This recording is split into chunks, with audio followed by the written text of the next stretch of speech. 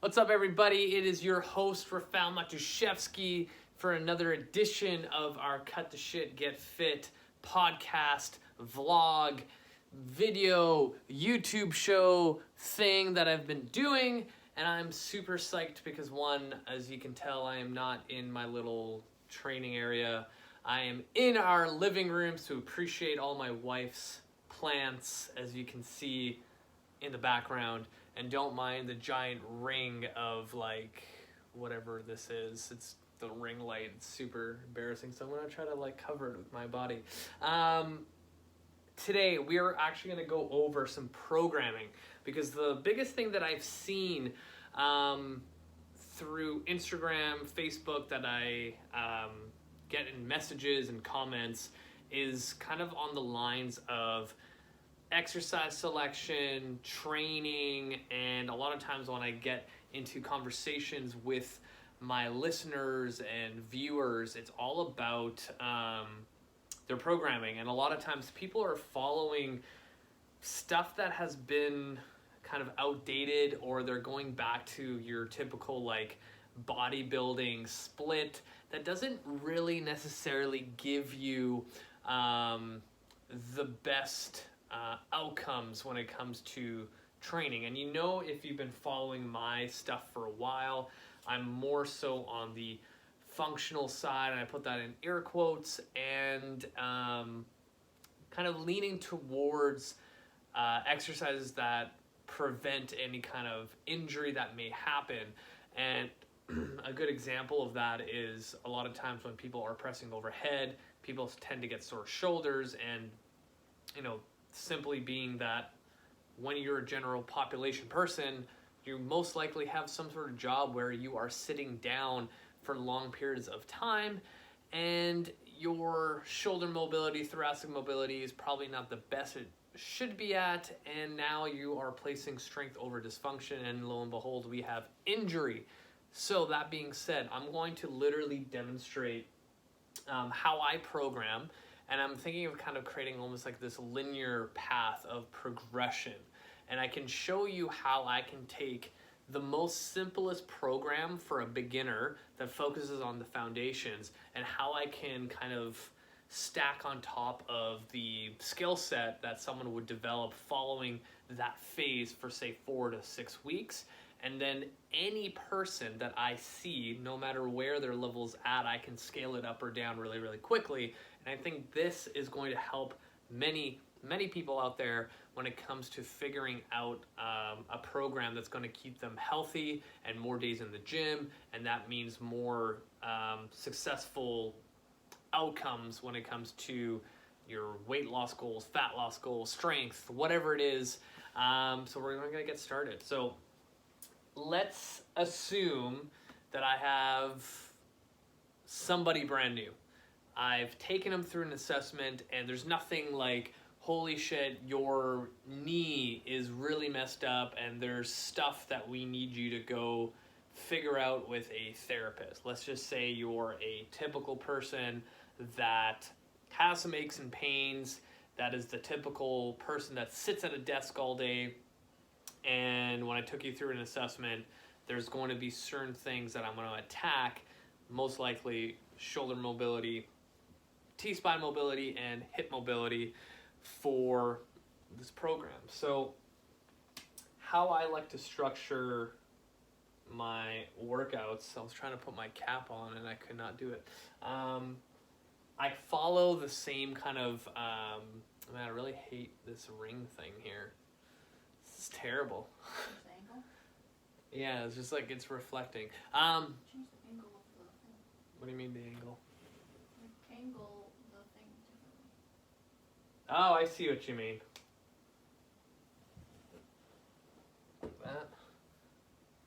It kind of solves it. Now the ring is a little bit further, but now I have more room. So if I like rotate there, okay, cool. So that being said, I follow the same programming style that Alan and Rachel Cosgrove at Results Fitness utilize. And when it comes to general population programming for fat loss and strength, they are the #1 resource that I follow. So I'm going to literally steal exactly the same things that they do. And I've been doing it for the last 8 years of my career, and people have been moving better, feeling better, losing weight. So let's not try to reinvent the wheel. So what we're going to do is kind of have this first section. I really hope that's not nearly as big as I should be writing. My bad. So first exercise. I'm going to label this as A1. Yeah, you can see it. What I'll do with every single person is a dead bug, and then I like to couple that with a half kneeling anti-rotation press. So, the reasoning behind this little set, we always start off with kind of like a core series, and one, it kind of almost preps your body for all the other stuff that's going to happen, because we all know that if our core is not strong enough or isn't firing or activating, then the rest of the exercises that we choose tend to suck. So in this case, we are kind of priming the body. So after we've done the warm-up, and maybe that could be another episode that I could get into. After we do the warm-up, now this is kind of like our priming first set of just 2 exercises back to back. And the reason why I always choose the dead bug is it's one of those vital exercises, especially a core exercise, that teaches an individual how to stabilize the body while in a dynamic movement pattern. So it works primarily for rotary stability, anti-extension. If you look at human beings, we walk in an opposite hand and opposite leg kind of pattern, and the dead bug tends to do the same kind of concept. And my wife just rolled over some more markers, but does the black one work better? Oh, I think the black is going to be so much better, especially for you guys. So rotary stability, super, super, super important. And this also gives me the opportunity to teach someone how to utilize a diaphragmatic breath. And I find that so many people forget that sequence and kind of foundational pattern, because a lot of gym bros or people that are fitness enthusiasts, if you ask them how do you create tension in your body, or how do you turn on your core, or how do you create a bracing strategy when you deadlift or squat, I never get a good answer, and most of the time people just look at me like I'm speaking a different language. So when I start off with every single person in a dead bug, I have an opportunity to teach that person how to diaphragmatically breathe, how to brace properly, and be more in tune with their body. And that's probably the biggest struggle for anyone starting exercise, is they have no idea how to control and move their body, and they almost become like this awkward being in the gym when they're trying to do a new exercise. So literally the dead bug kind of sets the tone for every bit of exercise that we're about to do, and lays down like the true foundation. Because if you can't properly brace during a dead bug, there's no chance in hell that you're going to be properly able to brace for something as advanced as a barbell deadlift, and you're going to lead to a lot of injury. So that's why I put in the dead bug, which is so crucial. And it can be so many different variations. So say I have a brand new person, never been into a gym in their life, has never exercised, and they're starting like -0, like as low as possible. Maybe their dead bug variation will just be breathing. Maybe it's the dead bug position with just the legs at 90 degrees while they're holding their torso and breathing into their hands. Maybe it's, holding their hands out with the legs up in the dead bug position, and they're just dropping their heel one at a time. because maybe extending the full leg and full arm actually hurts the lower back, and they just don't have the prerequisites to actually hold that threshold for intra-abdominal pressure. So the dead bug is kind of, again, almost that scaling idea where it might be just breathing or it might be the full dead bug. So it really depends on the person. From there, I like to couple that with something called a half kneeling anti-rotation press or Palloff press, whatever you want to say. The reason behind that, so this is a anti-rotation core exercise. And the reason why I like doing it in a half kneel, and I've said this in blogs, I've said this in previous episodes, but anytime you're in a half kneel, you are teaching your body how to stabilize through its hip complex in conjunction with their so-called core. And if I can get an exercise where it kind of kills two birds with one stone, like, why not? And a lot of times too, it's kind of a precursor to any kind of lunge movement. So when you're in a half kneel, it literally resembles you in a lunge position at the bottom. And many times when I get someone brand new, a bodyweight split squat or lunge can smoke them. So another way to increase their leg strength is being in that half kneel position, and how to set up for this. And I have tutorials on my YouTube page, so look up anything half kneel tutorial. It will showcase why it's so important. But the cliff notes is when you drive that first leg closer to your midline, now you're challenging your body to stabilize. Again, you're feeding information to your nervous system on how to stabilize, activate the core, create tension, bracing strategy, everything. So we're taking this whole core section here in our program to, one, teach our body how it needs to stabilize for more dynamic movements that we're going to cover later in this workout. So now you can see that there's two different body positions, you lying in a supine position and then you in an upright half kneeling position. And again, if you go into the kind of the developmental stages of a baby to toddler walking, like, you're literally resetting your nervous system on how to get into a gait cycle when you're in a half kneel position. But that's a whole nother episode that I could get into and I can talk a lot about. So let's move on. Typically here, I will do, 2 to, this marker is kind of not the greatest.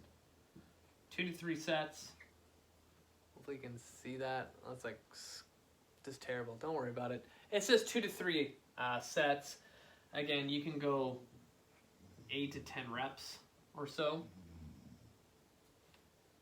My dog Misty is kind of grumpy. I think I'm talking too loud. She's right in front of us. So next section, this is what I consider to kind of like the meat and potatoes of the workout. Oh yeah, it looks a lot clearer. I always teach people as a foundational pattern. I was about to put down binge for some reason. Hip hinge, not hip binge. Thinking about food, that's why. Alright, so hip hinge and something called TRX rows.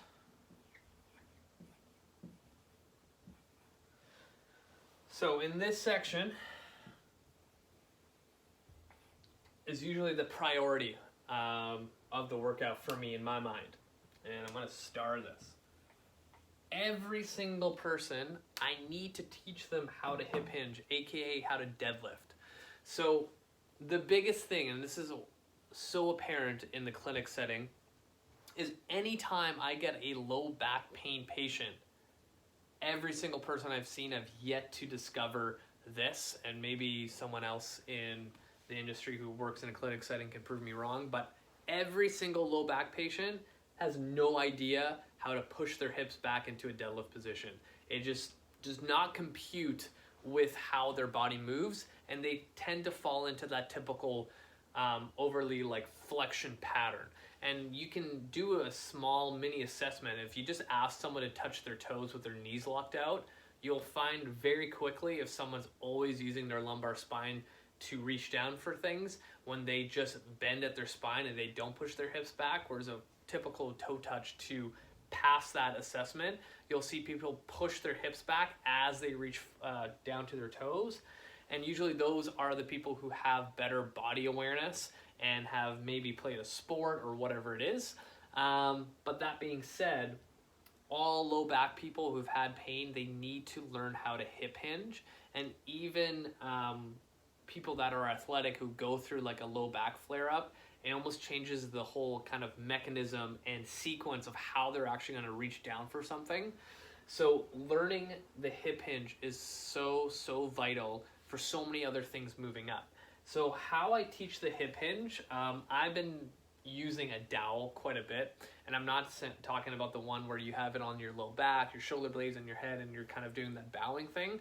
I actually get them at a deadlift position, but from the top down, and teaching them what we just learned in our first set when it comes to creating tension, holding on to the dowel, thinking of breaking it apart and engaging your core, and sliding the dowel down to around your kneecap depth, and then driving up through the glutes and squeezing. Now, doing that over and over and over again will kind of now create a new movement behavior, and that's going to help a lot as we move down into other exercises, because I want this person to eventually deadlift heavy. And every single person that I take through this kind of foundational program, within 4 months they are deadlifting at least with a trap bar or a barbell deadlift, because we've worked this pattern so well that it's so solid that when I place them under load, their body understands what to do, and it's to resist it. And again, our spines are designed to resist movement. So if I am prepping it up here with these core exercises to teach how my spine needs to stabilize, now when I go into my deadlift position of any kind of variation, my body's like, all right, I already know what to do, and I can challenge it. Going from there, I like to go into TRX rows or some sort of rowing variation, but I think the TRX row is one of those ones that teaches a lot to someone new to exercise, is learning how to stack their joints in proper positions, joint centration, grip strength, how to retract the scaps, neck stability. All those things are covered in this one exercise, and I really like coupling it back and forth. And now, if you really think about it, this is how I kind of go into my creative process when I'm training somebody, is that if I have someone brand new that's never learned how to hip hinge and I need to teach them and constantly reinforce it, I'm going to throw in other exercises that reinforces it. We already covered that this dead bug and half kneeling anti-rotation press is reinforcing the hip hinge indirectly, because I'm teaching my person in front of me how to engage their core and stabilize their spine. And now with the 2x row, if you think about it, when you're doing a heavy deadlift, you need to be in a joint centrated position, meaning your shoulders are packed, you're hiding your armpits and squeezing your lats. You are creating as much tension on your posterior chain as possible, because you have a weight in front of you that needs to come off the floor. The TRX row does exactly that. If you think of digging your heels into the ground, you're activating your hamstrings, your glutes, you're driving your hips forward, you're squeezing the handles as hard as possible to ensure your glenohumeral joint is packed and sucked back. The TRX row is literally like a deadlift, if you really think about it. And now I'm just reinforcing it in a different pattern, right? This is where my creativity comes out, when I want to ensure that people become like bulletproof, ironclad bodies, aka selfish plug for my new book coming out this summer, hopefully. But again, it all depends on the person. Say that hip hinge looks perfect, I might within like a week or two load it to like a sumo deadlift, whatever it is. But that's how it is. We're gonna go into the next section. And rep sets, again, like 2 to 3 times. And I always give a gauge of like 8 to 12 reps. And I'll explain that in a second. So we're going to go into the next section.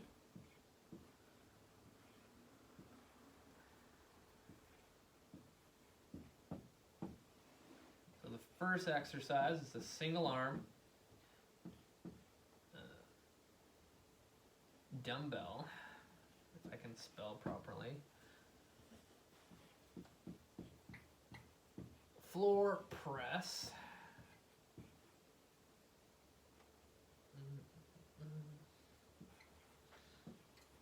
Then split squats.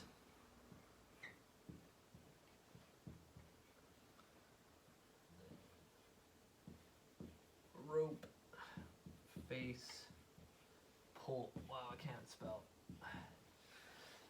All right, so in this section, it's a nice little strength set.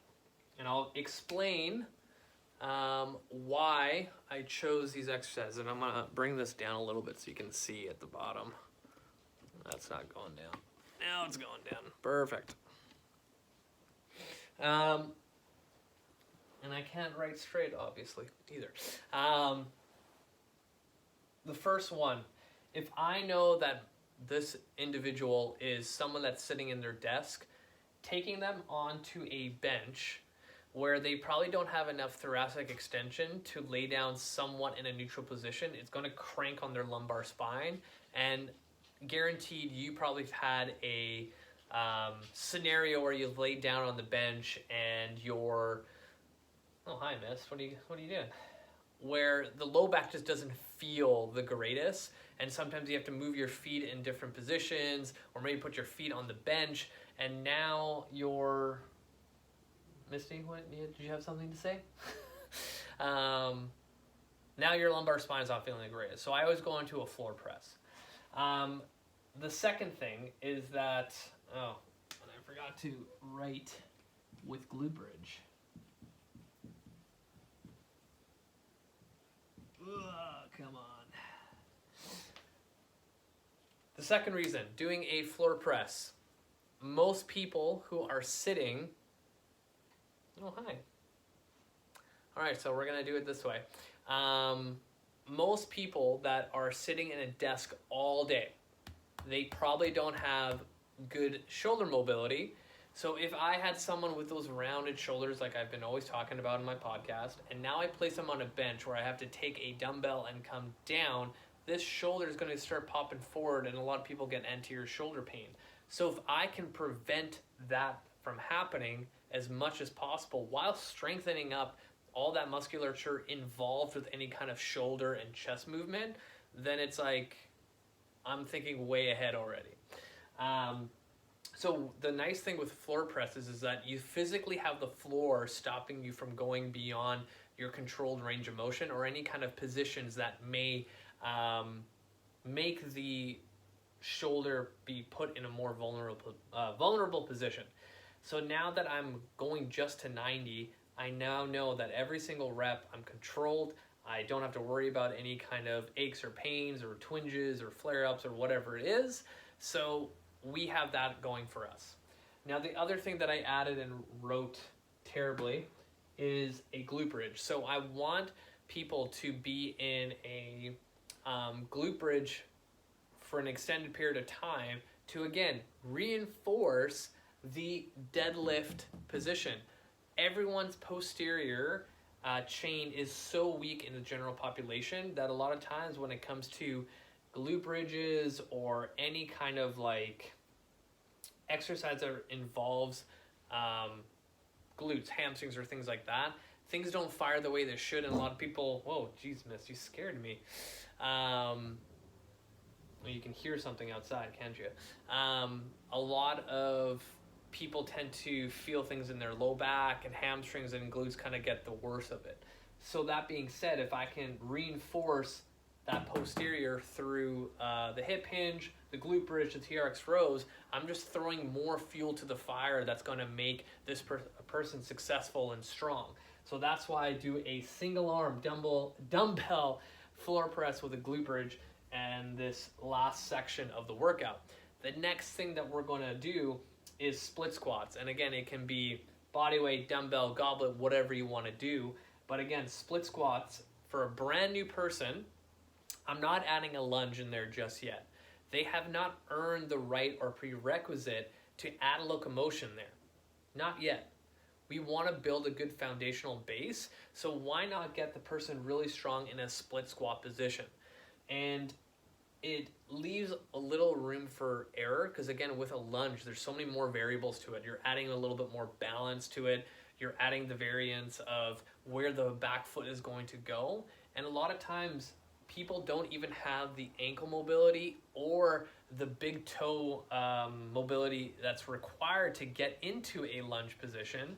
So you'll notice that a lot of people, when they do lunges, like their foot almost like caves in because they don't have enough toe extension and ankle dorsiflexion to get into that position, so it kind of goes all over the place. So if I can slow it down and really focus on that fundamental pattern of just a split squat, boom, I'm solid. Lastly, but not least, is a cable rope face pull. Now, I love face pulls. It works all those postural muscles that so many of us need because, again, we're all here all freaking day. So if I can get people to retract back and work all those small little muscles over and over and over again, then that's where I'm going to see a lot of success. And again, if you think about a barbell deadlift, a lot of people, when they try to get into those near maximal loads, what happens is that those postural muscles kind of collapse forward, so they almost look like they have a rounded upper back. But if I can, again, from the get-go, start everyone off with exercise that reinforces that, rhomboid, mid-trap, low-trap area to be strong, when we're going to place ourselves under high loads, our body is prepped. It knows what it needs to be done to kind of get there. So that's why I have the rope face pull. And again, I'll have 2 to 4 sets in this section. And again, I do 8 to 12 reps. And the reason why, you will read so many different programming books where they have like really specific rep ranges and things like that. But for the general population, I personally think it does not matter that if you are doing 6 reps, you're not just training for like brute strength and power compared to like 8 to 12 reps where it's just purely hypertrophy, or 12 to 15 reps is freaking endurance. When it comes to someone who's brand new to exercise or someone that's been training only for a couple of years, their training age is so young that their body's not going to know the difference between those rep ranges. If you have someone who's been training for like 10 years consistently nonstop, hell yes, rep ranges like will matter. But in this case, when we're just working with the general population that wants to move, feel better, lose weight, and gain a little bit of muscle, whatever rep range you fucking throw on the board or on your Excel spreadsheet or whatever app you're using is still going to help the person reach their goals. So I like using 8 to 12 because it's kind of in that in between, and I don't go into like 6 or less with someone new or even someone with that's been with me less than 6 months, because people don't know how to load their body just yet, and they tend to use weights that are way too light and they don't get to those near maximal loads like I want them to. So an 8 to 12 rep, here's how I kind of teach my client how to self-regulate volume. So say they're doing their single arm dumbbell floor press with the glute bridge and they have a 20-pound dumbbell. I tell them, aim for 8, but say as you get to 8 reps, it feels really easy. Then I tell them, go up to 12. Say they get to 12 and they're like, honestly, it was kind of still easy. I'm like, great, go to a 25-pound dumbbell and now aim for 8. Maybe 8 was just going to be perfect. Maybe jumping to a 25, you're like, fuck, that is heavy. There's no rule that says that you have to go to 8. You can do 7, you can do 6, you can do 4. Who fucking cares? And I know I just contradicted myself, but at that point where they're actually struggling, they're getting to that near maximal load, which is the whole point of me getting at earlier. But that's how I teach people how to self-regulate when it comes to choices of weight, or even when it comes to like say a day where they had no sleep. I tell them like, okay, go do 2 sets and just 8 reps for everything with the weights that you did last time, and it'll still be a lot lower volume compared to what they would usually do. But overall, like, we have covered a lot of stuff here when it comes to creating a program where everyone needs to kind of start with. And literally, this is almost like exactly what I do with a brand new person that sees me.